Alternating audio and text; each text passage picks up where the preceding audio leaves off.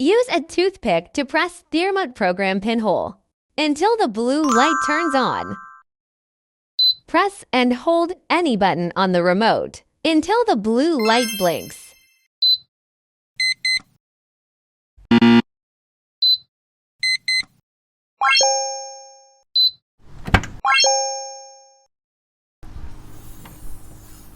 Repeat the same steps for the remote program pinhole.